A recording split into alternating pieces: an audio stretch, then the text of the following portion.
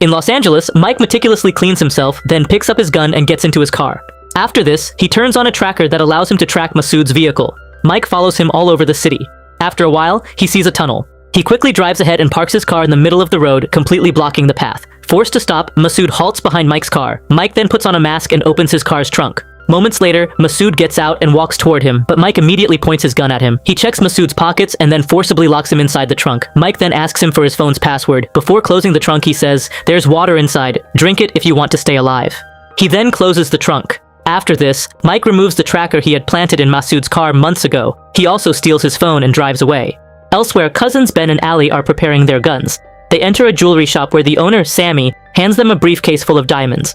As they are about to leave, Sammy calls Ben into his office. He quietly says, "The diamonds in the suitcase are fake." He then shows him the real diamonds worth a full $3 million.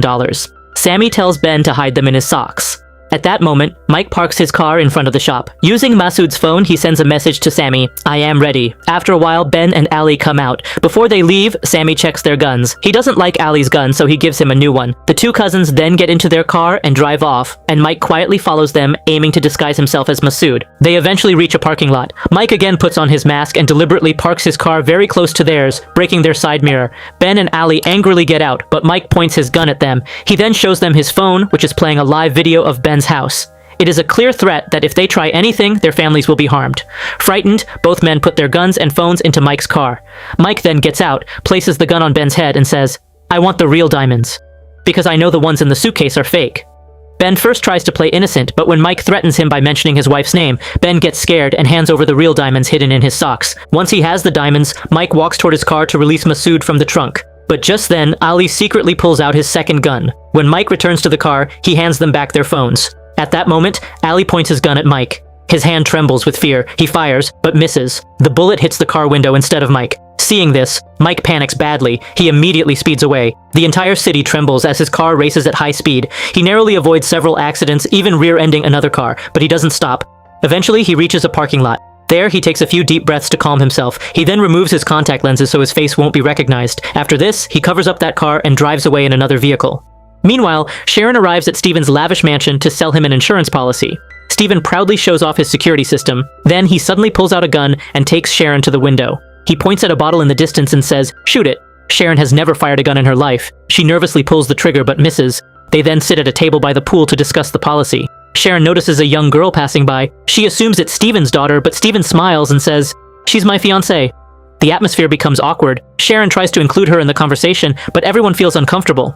Back at the parking lot, detectives Lou and Tillman arrive to investigate the diamond robbery. They question Ben and Ali. They find it very suspicious that the robber had such inside information, but Ben repeatedly swears he had nothing to do with it. There was a camera on the nearby wall, but its connection had already been cut. Later, Lou tells Tillman, "I think this is the same robber. I've been chasing for months." He explains that every crime follows the same pattern. No violence, cameras are disabled in advance, he knows exactly what is being transported and when, and then he vanishes onto Route 101 within seconds. But Tillman doesn't fully trust his words. He mentions that the lieutenant asked him to choose a new partner, but he refused. Then he says seriously to Lou, "If you don't get yourself together, our careers will be ruined." When Mike returns home, he hides the diamonds inside a cup. Then he touches his head and realizes he is injured. The injury came from the broken window. He checks his mask and sees a blood stain, panicking because that means his blood could also be in the abandoned car. In the evening, Mike goes to meet a man named Money who sells stolen goods on the black market. Mike looks worried. He says the next job in Santa Barbara is very risky because there will be many civilians and he doesn't want anyone to get hurt. But Money coldly replies, "Then come up with a better plan." Before leaving, Mike secretly swaps his cup with Money's. As soon as Mike leaves, Money makes a special call. At a hotel, Mike hires a girl for the night, but his mind is far from calm. He feels constantly restless and frightened. Later, Mike returns home and immediately sits at his computer, researching employees of the insurance company. After looking through many profiles, his attention focuses specifically on Sharon's profile.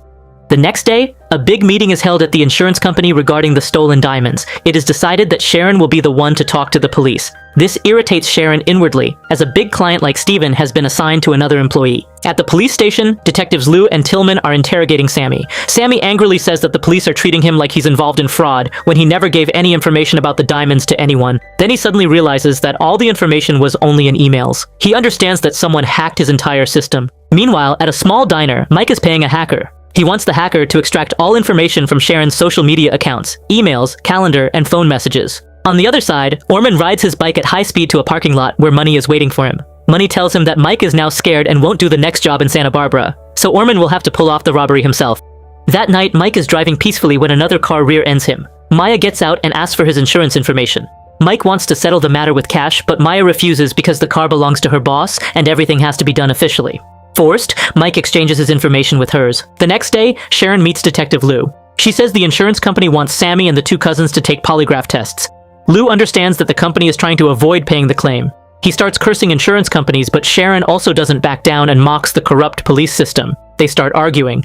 Sharon then says that all the statistics show the robbery was done by an insider. This gives Lou a new theory, and he immediately leaves. Back at the police station, Lou calls a team meeting. He puts up a large map of 219 robberies from the past 4 years and starts removing those that involved violence, left DNA, had a low amount, or didn't use armored transport. The cases that remain form a clear pattern around Highway 101. Lou explains that the criminal hacks jewelers' communications to know exactly when and where diamonds will be transported. He is now certain that the next robbery will occur to the north. But after the meeting, the lieutenant refuses to support his theory. For the department, their clearance rate and good numbers are more important than the truth. Elsewhere, Orman stops his bike outside a bank and watches a man get into his car with a suitcase. Later, that same man arrives at a jewelry store in Santa Barbara. Suddenly, Orman enters with a gun, pushes the man inside, and tries to snatch the suitcase, but he discovers it's handcuffed to the man's wrist. Orman orders everyone to lie down and checks the back office, where he only finds a small child. Angrily, he shoots a female employee and points the gun at the man's head, demanding the key. Frightened, the man says the key is in his car, but there is no car outside. Finally, he admits the key is hanging from his neck. Once the handcuff is opened, Orman takes the suitcase, but his eyes fall on the other expensive jewelry in the store. Greedy, he grabs a female employee by her hair, forces her to open the cabinets, and fills his bag with all the jewelry. Then he orders everyone to lie down and tries to run out, but the door is locked. He has to go back and press a button, but the door closes again. Enraged, he shoots at a glass cabinet to scare someone into pressing the button. Finally, an alarm goes off, a man presses the button, and Orman escapes. Meanwhile, Mike texts Maya and asks her out. In the evening, they meet at a very expensive restaurant. Mike claims to be a software developer who travels for work. Maya admits she doesn't feel comfortable in such luxurious places. Mike smiles and says he brought her there because it's a famous dating spot.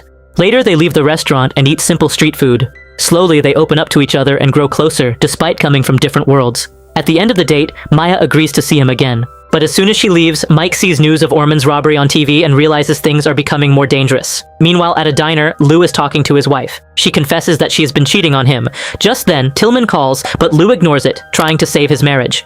His wife says she will leave the house, but Lou angrily replies that he will be the one to leave. They have a heated argument, and finally, Lou storms off.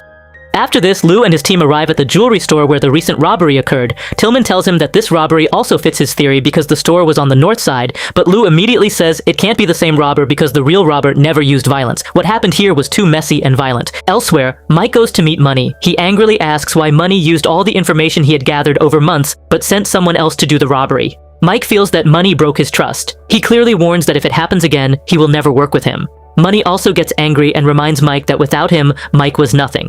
But Mike walks away without listening.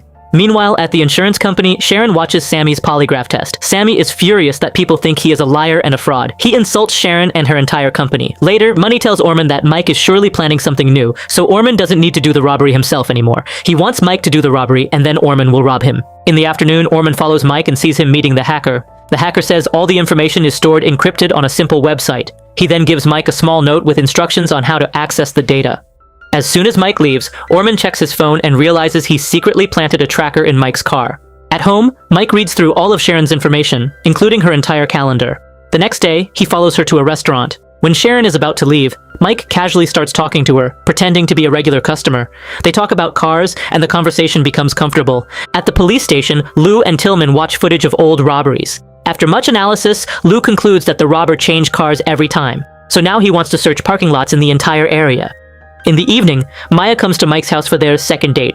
She notices there are no personal items in the house, not even a single family photo. Mike quietly says he has no contact with his family. He also says he grew up in poverty, so he never got into the habit of collecting things. To lighten the mood, Maya puts on music and convinces Mike to dance with her. Slowly, they grow closer, and the relationship progresses to kissing and intimacy. Later, when Maya starts getting dressed to leave, Mike convinces her to stay.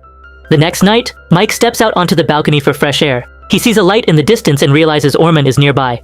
As soon as he sees Orman riding away on his bike, he runs down to check his car. After carefully inspecting the entire car, he finally finds the tracker. He immediately removes it and throws it away, then calls to rent a new place without delay. The next morning, Orman disguises himself as a delivery boy and goes to the hacker's apartment. As soon as the door opens, he rushes in and violently throws the hacker around the room. He sits on him, shoves the gun into his mouth, and asks, "What were you doing for Mike?" Meanwhile, Lou is still searching parking lots. Finally, he notices a covered car. He goes inside, checks the car, and finds pieces of broken glass. Soon, the forensic team arrives and begins a thorough investigation. They find a tiny drop of blood. Later, Mike arrives at an art gallery because he knows Sharon will be there. He acts as if the meeting is just a coincidence. Sharon recognizes him from the restaurant, and they start talking. Slowly, they share a drink. Sharon talks about her job and says it has taught her to read people. Hearing this, Mike smiles and says, "Then read me." Sharon looks at him for a while and then says he is a man with many secrets. He wants everything perfect. He has more money and free time than he needs, but he wasn't born into a wealthy family. Mike becomes uncomfortable. He quickly changes the subject and admits their meeting was no coincidence. Then he starts listing facts about Sharon that he secretly learned, even mentioning that she has worked at the same company for 11 years without a promotion. After this, Mike finally reveals his true game to Sharon. He explains that he partners with people who can give him inside information so he can perfectly plan his robberies, but he always makes sure no one gets hurt and no evidence is left behind. Sharon gets angry, thinking theft is an easy way out instead of working hard, but Mike quickly counters that her insurance company's shareholders aren't honest people either. Still, Sharon decides to leave. As she walks away, Mike tells her that if she changes her mind, she should just post a photo of a beach on Instagram. After Sharon leaves, Mike notices Orman standing outside the bar. He immediately runs to his car and starts chasing him. A dangerous car chase begins on the city streets. Both cars race like mad. Sharp turns, risky cuts, and nearby cars bring them close to accidents multiple times. Suddenly, a bus comes between them, forcing Mike to stop. But as soon as the bus moves, he sees Orman still ahead. They stare at each other for a few seconds, and then the chase resumes. Orman keeps using clever tricks to stay ahead. Eventually, he causes another car to crash, but Mike reacts quickly and narrowly avoids disaster, continuing the chase. The situation becomes more difficult as they reach a very crowded street. Orman looks back to see if Mike is still following him, but at that moment, his bike hits a car and he falls onto the road. Mike sees him get up and walk and follows him into a store. Inside, Orman is casually having a drink as if nothing happened. He tries to act innocent, but Mike is furious. He grabs him, shoves him against a fridge, and screams for answers. Even when Orman bites his hand, Mike doesn't let go. Finally, Orman pulls a gun, threatens him, and admits he was sent by money. Hearing this, Mike says in a cold, dangerous voice, "If you two ever show up again, you won't leave alive." The next day, Sharon learns that Detective Lou has joined her yoga class. They talk calmly for a while, but then Lou gets a call from the police station. He is told that some suspicious vehicles have been spotted outside a jewelry store. Lou immediately heads to the crime scene. There, he sees another detective has already shot a fleeing robber. When the robber's mask is removed, a teenager is revealed. Lou inspects the area. The other detective checks the boy and says he had a gun. Lou looks again and indeed sees a gun in his hand, but he is certain there was no gun there before. At the police station, Lou tells the lieutenant everything. The lieutenant is not happy because he wants to protect his own man. Then he reveals that Tillman has also agreed to lie. After this, the lieutenant announces that all 3 detectives are suspended until the investigation is complete. As Lou packs his things, he receives the DNA test report from the car. A match has been found in the system. Mike's real name is James. He grew up in foster care and has a long record of juvenile crimes.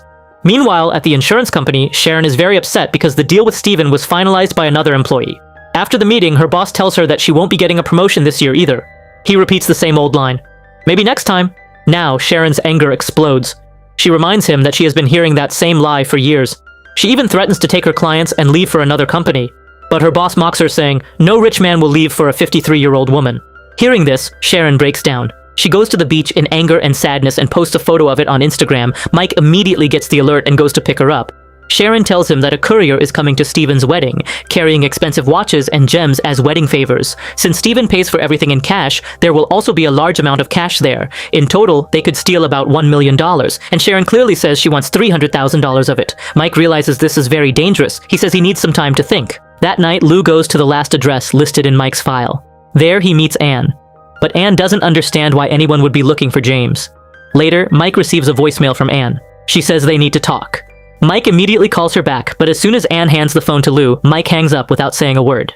After this, Mike suddenly gets into Sharon's car and says he is ready for the heist. He gives Sharon a disposable phone and strictly instructs her to destroy the SIM card after every call. The next day, Mike goes to the wedding hotel and carefully surveys the security, guards, and entry points. Meanwhile, Sharon breaks into the company's system and extracts all the confidential information about Steven's wedding. Later, at home, she breaks the used SIM card and throws it in the trash. But as soon as she returns to her apartment, Orman attacks her. He knocks her down, hits her several times, and threatens in a terrifying voice, "If you don't tell me what you're doing with Mike, it will be worse." The next day, Sharon doesn't attend her yoga class but stays until it ends to show Lou her bruises. They talk secretly in the parking lot, and Sharon tells him the whole truth. She admits that Orman threatened her to get information about Mike. Lou says he can't promise to keep her out of jail, but he advises her to stay at his house for her safety. Meanwhile, Orman arrives at the hotel and starts following an employee, while Lou returns to the police station to review evidence from the diamond robbery case. There, he finds the bag of fake diamonds. At the same time, Mike is at a restaurant with Maya. He tells her that he may have to leave town for work, but he wants Maya to wait for him. Maya doesn't trust the work excuse. She gets angry and says she knows nothing about Mike. Mike feels insulted. He says that people who have always lived in comfort and money can never understand that sometimes you have to choose the wrong path to survive. But Maya isn't convinced and walks away. The next day, Sharon goes to work as usual, but her full attention is on the courier flight on her phone. She sees a coworker laughing at their boss's cheap jokes. Her anger finally explodes. She storms into the office and shouts that all these bosses make nothing but false promises. They only want young girls to keep rich, dirty old clients happy. After giving her boss a piece of her mind, Sharon walks out with her head held high. Meanwhile, Mike is waiting in a parking lot near the airport. He grabs the security guard who was hired for the delivery. Mike shows him a gun and a live feed of his home on his phone to scare him. Then he takes the guard's car and phone, disguises himself as the guard, and goes to pick up the delivery. Soon, the courier plane lands. The courier is given an urgent message, and Mike quickly goes to pick him up. But Mike doesn't know that Lou is now sitting in the courier's place. Throughout the journey, they try to make small talk, but the atmosphere is extremely tense. They keep looking at each other suspiciously. At the hotel, Orman puts on an employee uniform and prepares to enter the wedding suite with room service. When Mike and Lou arrive at the hotel, they go straight to Steven's room. As soon as the door closes, Mike pulls out his gun and orders everyone to their knees. Steven tries to stay quiet, but his terrified fiancée reveals that the cash is in the safe. Mike opens the safe and stuffs all the money into his bag. He then tells Lou to open the briefcase of jewelry. Lou opens it, but inside he finds the gun he had hidden earlier. He immediately points it at Mike and reveals that he is a policeman. They start threatening each other. Suddenly, Orman bursts into the room. He grabs Mike, takes his gun, and points it at Lou. Everyone starts shouting at each other. No one knows what to do. Finally, Orman loses his temper and shoots Steven. Then he tells Lou to slide the jewelry suitcase toward him, but Orman panics because a policeman has now seen his face. They start arguing. Suddenly, Orman falls to the ground and dies. Mike had picked up Lou's gun and shot him. After checking Orman's pulse, Lou quietly moves Mike's gun aside. He tells Mike to leave town and never come back. Lou promises to blame everything on Orman. After a moment, Mike puts down his gun and walks out of the room. The injured Steven shouts angrily at Lou for letting a thief escape, but Lou threatens him, saying that if he opens his mouth, he will charge him with tax evasion and illegal diamond smuggling. Steven's fiancée also scolds him, and finally, Steven is forced to stay quiet. Outside, police cars have surrounded the hotel, but Mike calmly walks away. On a bus, Lou reveals that he now has the real diamonds. He had left the fake ones in the suitcase. After this, he meets Sharon at her yoga class and gives her the diamonds so she can start a new life. In return, Sharon shows him a photo that Mike had specially sent for Lou. Meanwhile, Mike leaves town, far away. Sometime later, Lou goes to the place shown in the photo, where he finds Mike's old antique car waiting for him. The keys are inside. Now the car belongs to Lou. Elsewhere, Maya receives an envelope. Inside it is a photo of Mike as a child. On the back, Mike has written, "Forgive me, and I hope that one day we can meet again." So friends, I hope you liked this video. If you liked the video, then like, share, and subscribe to the channel. See you in the next video. Till then, bye.